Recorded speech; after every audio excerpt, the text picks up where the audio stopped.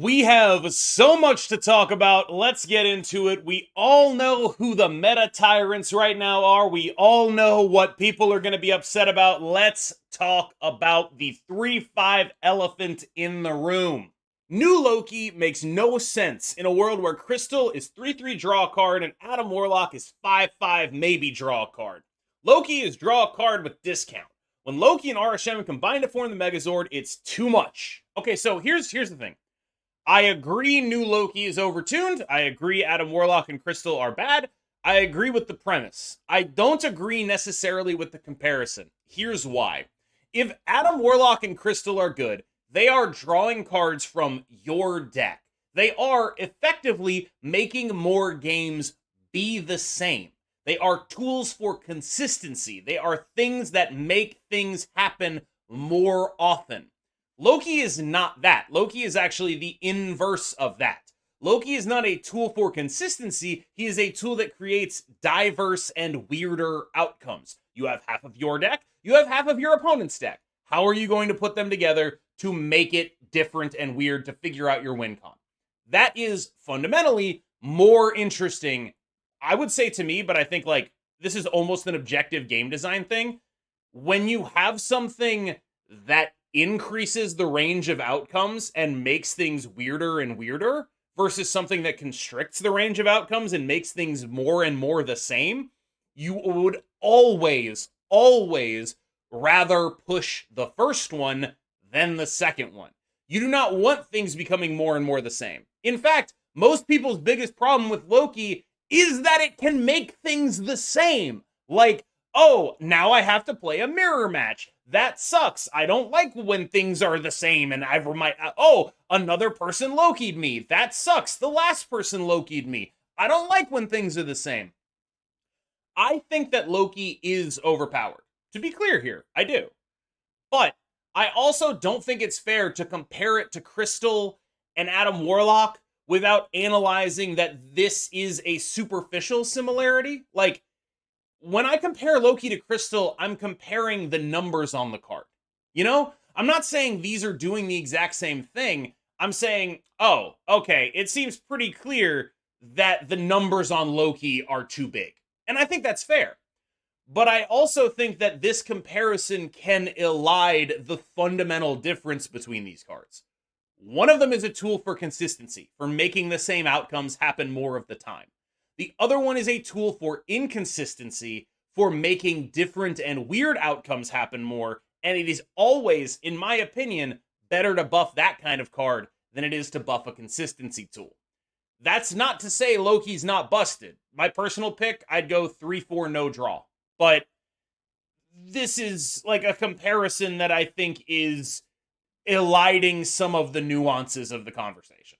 Marvel Snap needs a yearly rotation and a legacy format rather than their current balanced strategy that just gives us a new meta tyrant every other month and leaves fans of old decks out in the cold.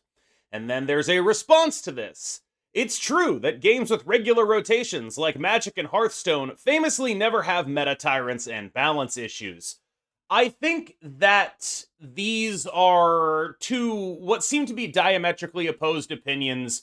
And I'm going to give my opinion on both of them at the same time because they are both sort of playing off of each other here. The first thing I want to say is that in basically every other format where people have tried to create, I would like to make a format that is where people can play their old favorite decks in and has no rotation and all of that.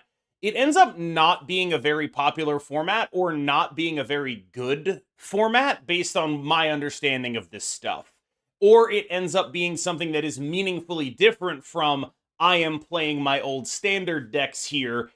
Cards recombine in new ways. The power level is pushed in ways that were not expected at the time.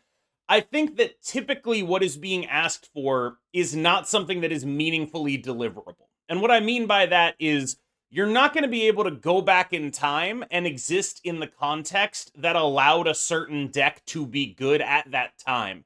An example of this is like beta. A lot of us were very good relative to the beta, but very bad relative to right now. Player skill has changed. Our understanding of what matters has changed. Our understanding of how to value things has changed. And so these decks that were amazingly good in the beta, we actually have no idea if they'd be good now that players are, for example, more understanding of the interaction and the power of it in the game. This might seem ridiculous to you, but the first person I remember suggesting that Shang-Chi needed to get nerfed was mocked and made fun of for having that opinion because he was so much not a piece of what people were doing in the beta, because at that point in time, like a month in, people were just doing how can I do the most points, and they weren't even really playing the card that dealt with the points. I don't think there's a way to reverse player understanding of this game and get back to the point that is being asked for. It feels to me like a fantasy, a made up version of reality that we cannot ever really achieve again because of the inexorable march of time. Now to the second point, which is, oh, well, yeah, no other games have ever had problems with meta tyrants in those rotating formats. I do think that a lot of what seems to be being asked for from a format in Marvel Snap is, I want a place where I can play exactly how I want to play and also have success playing exactly how I want to play.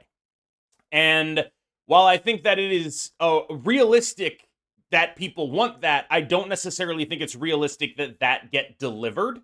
It sort of reminds me of how people talk about, like, okay, so, anyone who plays more than me is a sweat, and anyone who plays less than me and is worse than me is a scrub, and I play the exact perfect amount. It reminds me of that sort of discourse where it's like, it feels as though the ask is for the game to be customized to them, and I don't necessarily think that's a realistic outcome. I think that in the real world version of this format, which we've had in Magic, we had Extended, we had Original, Modern.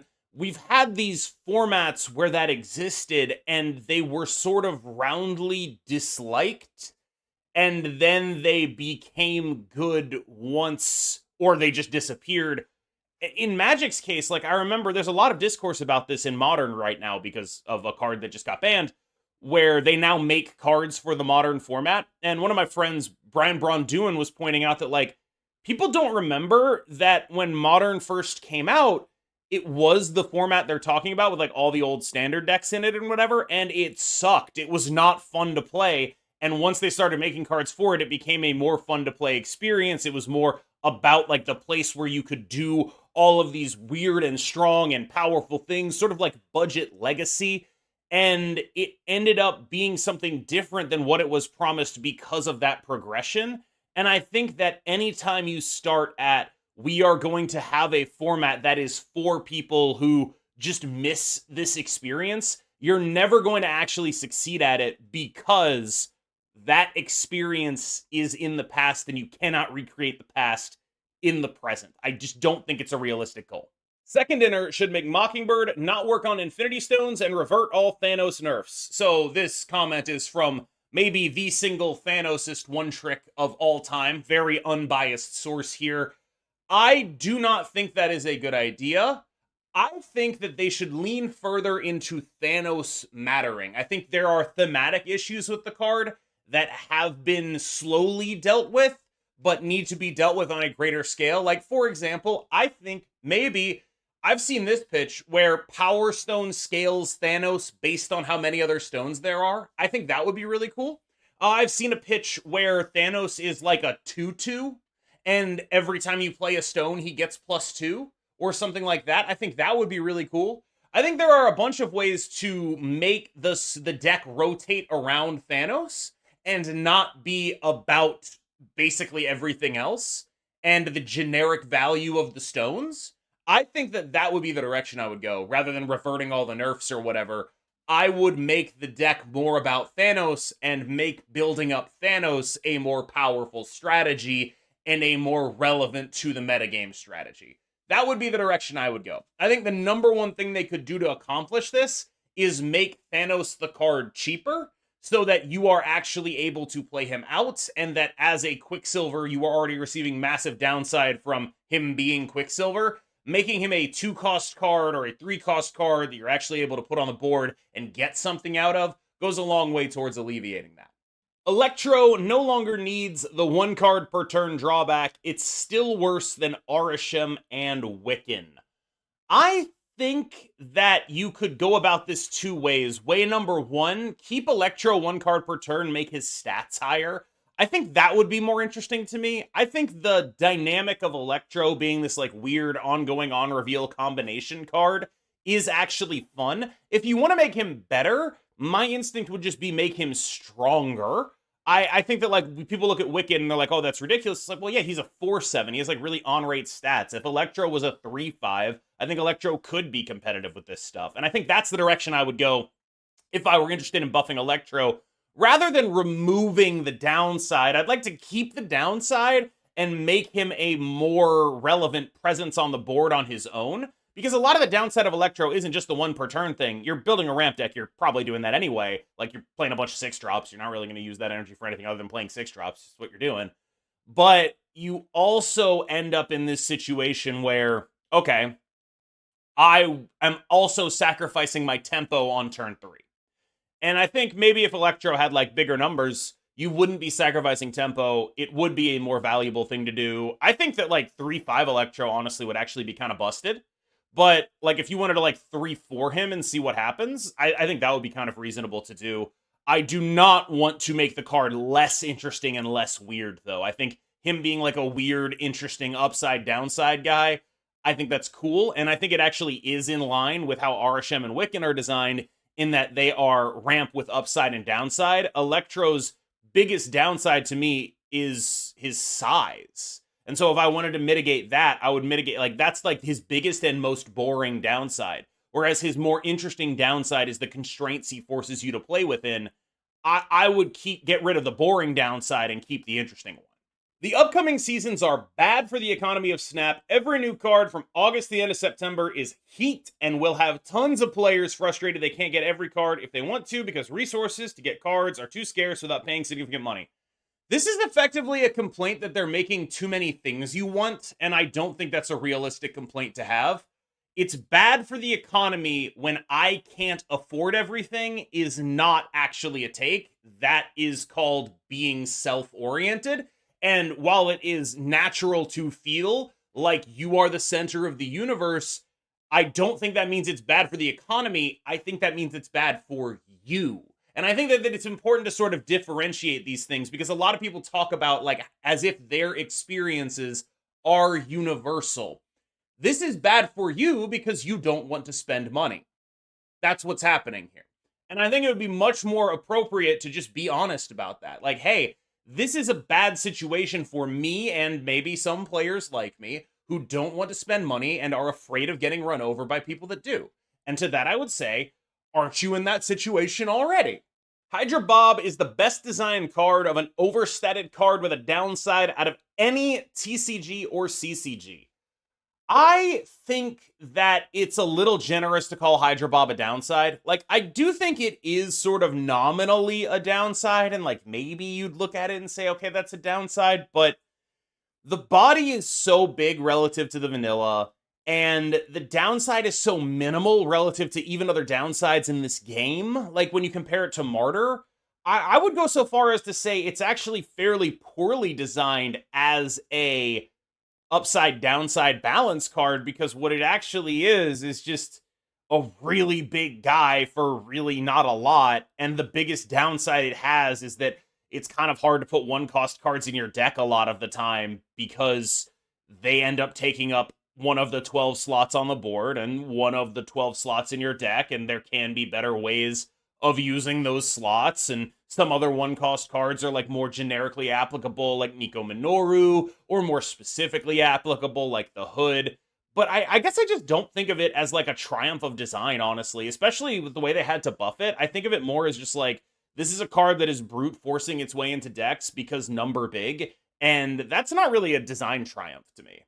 The difference between liking the current acquisition system and disliking it depends solely on a person's luck and spending habits. First of all, that's 2 things, so not solely. Second of all, the way I think about this is I think it's also saying 2 things. I think what it's trying to say is there's a lot of people out there who are getting lucky on their caches and so think the system is better than it is, and anyone who gets unlucky on their caches hates the system. And I think that, like, to some degree, that's a reasonable take to have, but I also think the idea that, like, nobody who has every card could think the system sucks. Like, hey, I have every card. I have every card. I have, like, 25 caches. I have, like, 60,000 tokens. Guess who thinks the system sucks? Me. I can get everything forever, and I still think the system kind of sucks. Like, what? I get what you're trying to say, I think, which is there are a wide range of outcomes in this system, so a lot of discourse over it is two people with very different experiences talking past each other, which is valid. But the way in which this seems to say, effectively, anyone who disagrees with me is just getting lucky, I don't like that. The worst Snap meta is about as good or bad as the best metas in most games. Even with Loki Shem, at least 7 other archetypes are playable in top meta. Usually other games are happy when they have like 3-deck rock, paper, scissors meta. I am gonna be honest with you, I actually think this is true, but it's not like because the Snap design team is like so amazing or whatever. They're very good at their jobs, but they also have such an easier job than other comparable design teams would be. Well, maybe it's not easier. It just sort of stresses differently. But when I say this, what I mean is, like, when you look at Magic, when you look at what just happened with Nadu, what happened there was basically they had a card, they were kicking it around, they didn't like what it ended up with right before it went to print. They changed it to something they thought would be inoffensive. They missed an interaction and it ended up being one of the most broken, annoying cards ever, right? That is much less likely to happen in Snap. And if it does happen, it will only be a relevant thing for like 2 weeks. If Snap ever printed a Nadu, they could simply change the text on it and make it not a problem. And so it's not necessarily that I think the Snap devs have an easier time of it in terms of the work they're asked to do. I think 1 card a week is actually like kind of a crazy, wild thing, especially when all the cards they make have to be like up to a certain level standard of power and interest and attractiveness. They can't just like make draft chaff and charge you for it. So it's like, it's not different. But what I do think is they can much more easily clean up a mistake. And that is what makes Snap unique as a card game, is that if they make a mistake, it is so much easier to fix it. Lorcana recently made a mistake, and what they did to fix it was errata the card, meaning the card is still in print with the old numbers on it, but if you take it to a tournament, it will not be what it says on the card, which is ridiculous. It's a ridiculous, like, the amount of hoops you have to jump through in order to do that kind of balance in a physical card game is so drastically much higher that Snap just has an inherent advantage in that any mistake they actually make cannot. It is impossible for Snap to make a Nadu. They cannot do it. It simply cannot exist in the game because it would just get OTA'd in 2 weeks. The worst things that happen to Snap generally are these cards that skate under the OTA level where they're not imbalanced, they just suck, and it's annoying. And I think a lot of people would say Loki is one of those cards. Like, that kind of thing, that's the worst, I think, to me, that can happen in Snap. And compared to what happens in other games, it is so far and away better. I do agree with this take. The community needs like a 2-powered card that when revealed in an empty location destroys the other 2 locations. That would be a nice release valve for Loki and Arishem since they spread their powers so oppressively.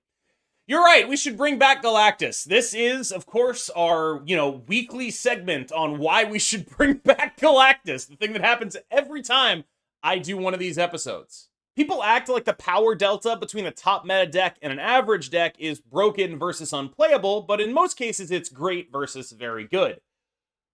It's hard to talk about this because when you talk about this in the context of both players trying their hardest to win, those differences are massive.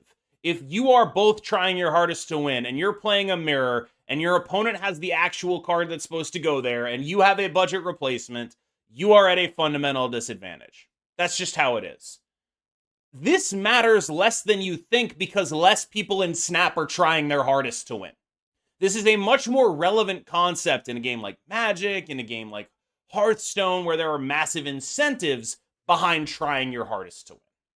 So I think there are very few situations in Snap where those massive differences really matter. My brain is wired from playing all these other games to try to optimize despite that. That's just how I approach games. And I do worry sometimes that it gives people the wrong impression. Like, this is unplayable. I'm missing, I don't know, the 8th best card in the deck. I'm missing it. I can't make any replacements. If I do that, it'll be strictly worse than when I run into a mirror. And it's like, all right, look, unless you're like really pushing for top ranks, I do not think it's going to matter. Sandman is a necessary evil in the Snap.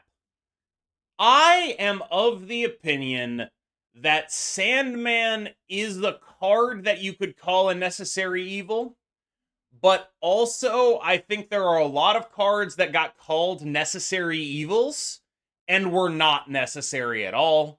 Leech, Doc Ock, Professor X. I think a lot of people look at cards that are easy solutions to your opponent doing something messed up, and they say, this is a necessary evil, because they don't know if there's another solution in the game, because why would they? Because there's currently the easy solution. Why would you go looking for harder ones? I don't know what is and is not a necessary evil. I am more inclined to believe that Sandman is a necessary evil versus something like Doc Ock or Leech. I am more inclined to do that because Sandman does fill his role fairly reasonably well. Whereas Leech typically was played outside of his theoretical role and in a door slammer, you can't interact with my unfair stuff kind of role. I buy that. I am inclined to agree with this take, but also I think people have said this about a lot of cards about which it is not true.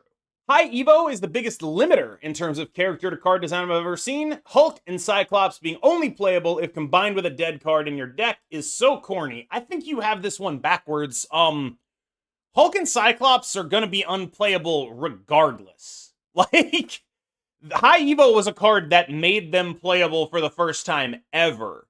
These are cards that are on the new player experience and probably are going to stay there. It's not that High Evo is limiting those cards, it's the other way around. They are limited by their role in the game. They decided that when you started playing Marvel Snap, they wanted you to have some cards that people recognize. They didn't want to just give you generic shield agent. They wanted you to start with cards that you know who they are. And sometimes that means when you make a starter card, it's not going to be valuable throughout the whole game. That's the cost of doing business. I think it's a worthy trade-off because I think most people watching this will agree the new player experience is by far the best part of Snap, and I think this decision is a big reason why. You end up having a familiar, interesting, and fun experience while unlocking cards and playing with the heroes that you know from the Marvel Universe. It is the best part of the game for many people. And I think that the fact that those cards do not remain powerful throughout the entire game, you know, there are very few that do. I think Blue Marvel and Iron Man are really like the main early game cards that are like that. I don't think there's a way to meaningfully deliver on what Hulk is as a character and keep him being a new player experience card. I think that would be tough. And as someone who is like a big Immortal Hulk fan now, it kind of upsets me too, but I think the way in which you have ordered this question, as if High Evo is what's keeping them strapped to the vanilla curve, that's not a High Evo thing. High Evo is the only thing that gives you an even shot at even playing them, ever. Like, these are cards that are only existing because of High Evo rather than the alternative. I do not want to move at least 7 cards in a game, and second dinner can't make me. I agree. I like the idea of Alliance Quest, but the implementation of them has just been like, go play move, go play discard, go play destroy. That I hate. I don't like having to play the game the way I don't want to play the game. Not to put too fine a point on it, but I've been seeing a lot of discourse about streamers leaving Snap and burning out and all of that thing, and I can honestly sit here and tell you, I do not feel that way. And a lot of that is because I do not let the game become a chore. And I'm not saying like, oh, these streamers, they're just thinking about it the wrong way. They should just do what I do and then they'll never burn out, because people are different. but I credit a lot of the reason why I don't burn out on this game, despite making a YouTube video every day on it, despite making a bunch of stream content on it, despite having 2 podcasts about it, despite all of the things that I do in it. I have some very simple rules. I play what I want to. I don't do deck like requests. I don't play your stuff. I play what I want to play, because if I end up feeling like this is a chore or a job, I will hate it. I play what I want to play. That's what I do. I make videos on what I want to make videos on. Like, the only concession I make to being a content creator is I don't make a video on the same thing I've already made a video on without some time in between. But, like, this has downsides. People clown on me for, like, oh, you made another Loki video, you made another Origin video. It's like, yeah, man, I'm making videos on what's good and what I'm playing. That's what I do. If you don't like it, that's fine. But this is how it's sustainable for me.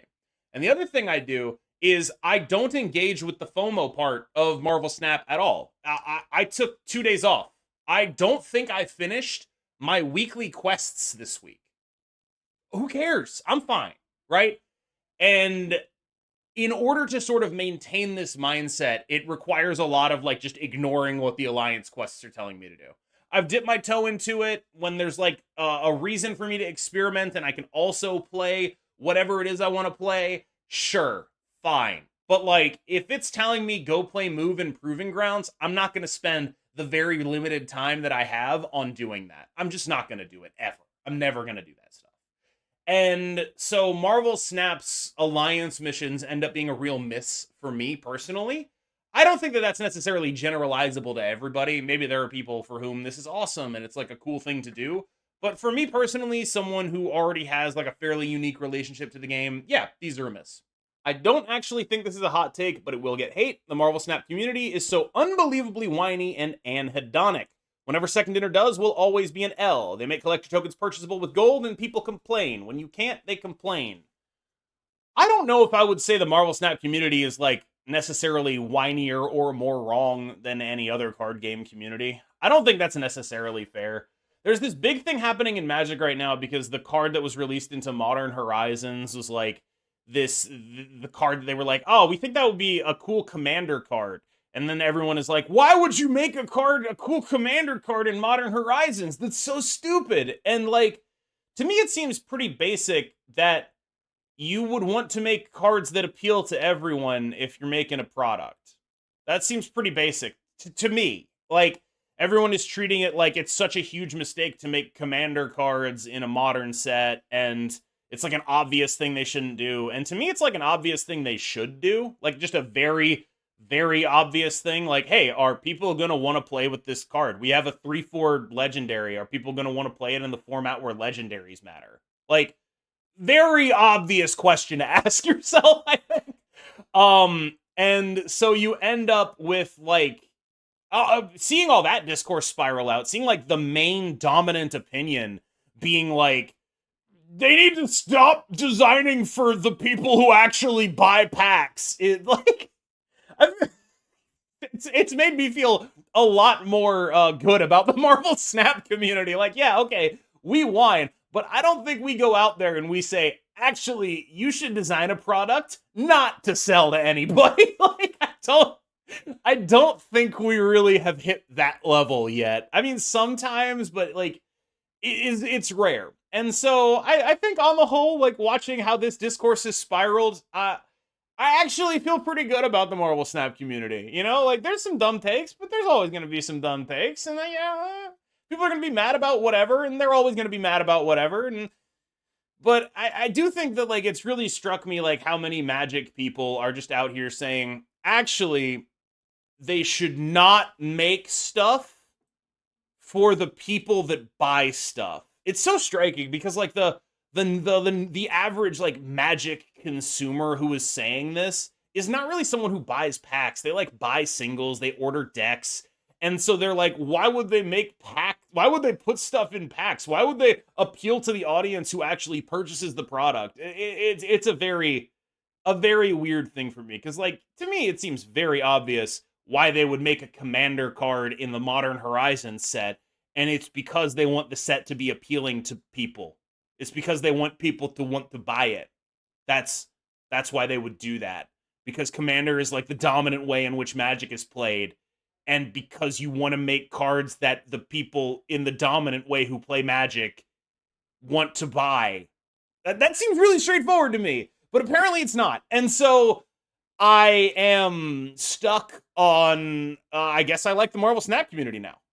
Speaking of, why are they making Commander cards at all? The whole point of that format was to assemble a pile of jank and have fun with your friends. For a while, the occasional Commander product was a way to reprint staples alongside a couple new cards. Now every set is forced to have the Commander cards to milk the cash cow to the point that Commander-focused cards in Modern Horizons broke Modern. When will the madness end? Wait, what is this thread about? I started off the thread in which I collected all these hot takes by making a joke about how other games ban their ridiculous 3-cost enablers, referencing this Nadu card, which famously was a card designed for Commander in a set supposedly focused on Modern. I just wanted to give a shout out to this. It's a very good summation of what's going on Magic Twitter right now. It's a bunch of people saying, actually, they should never think about the format that the majority of Magic players play when making sets.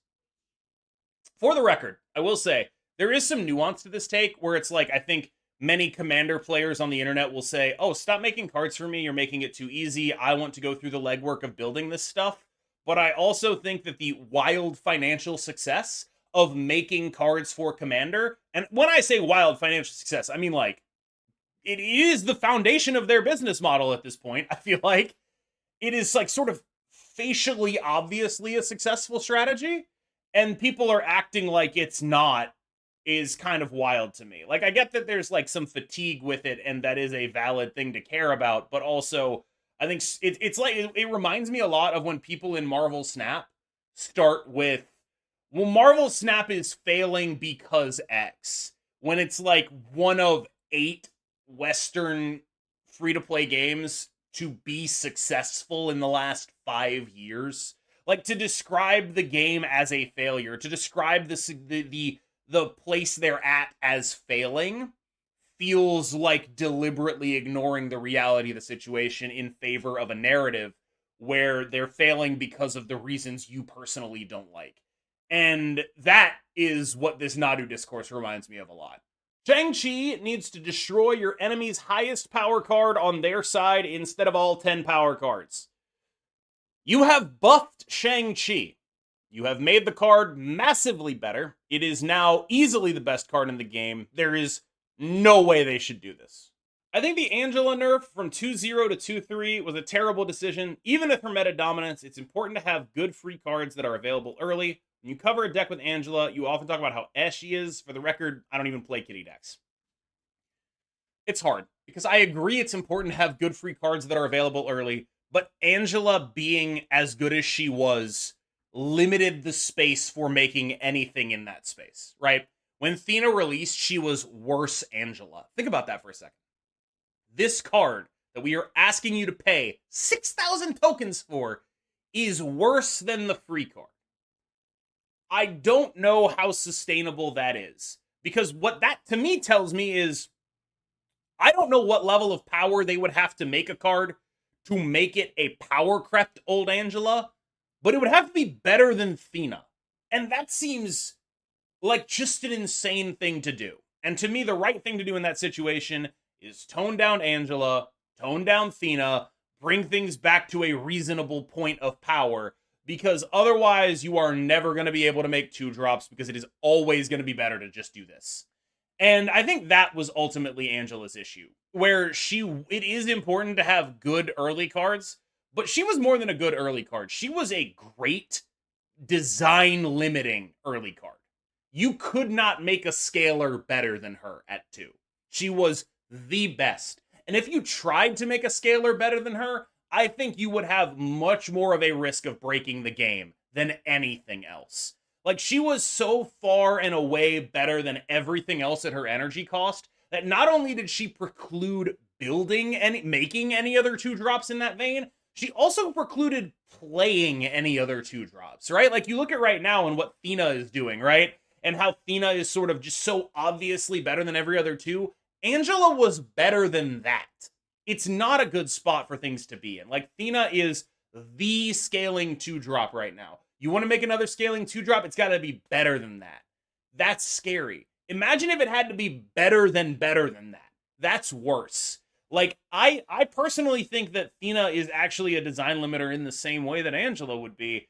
And I'm actually someone who wants to make more Thenas. I want there to be more Thenas in Marvel Snap. I want, like, 2-drops that scale off of the vanilla power of a card you play, right? Like, I want that. I want 2-drops that scale off of everything. I want so many Thenas in the game. I want them to be like signpost uncommons in Magic the Gathering, where like you get the 2-drop and you're like, I know what this deck is asking me to do now. I want that in the game.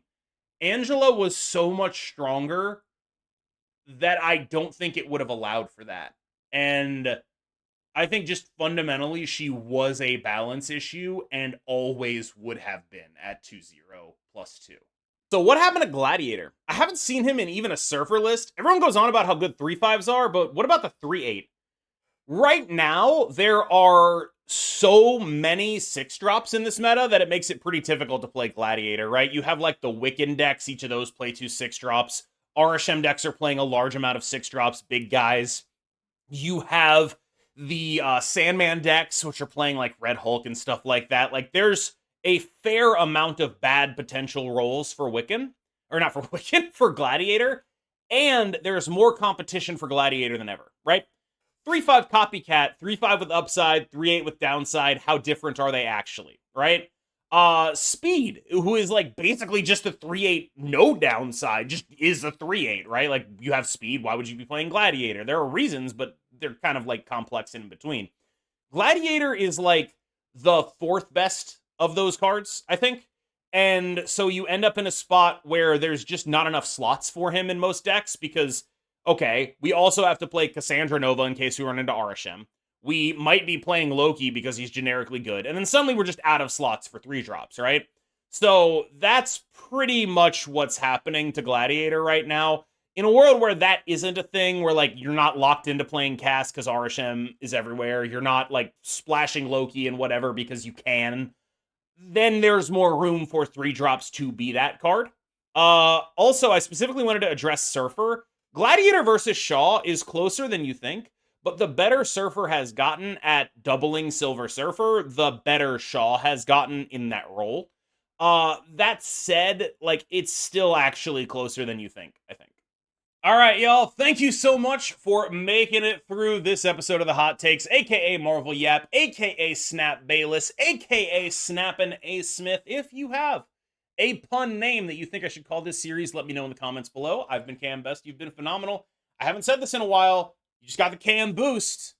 You have a good one.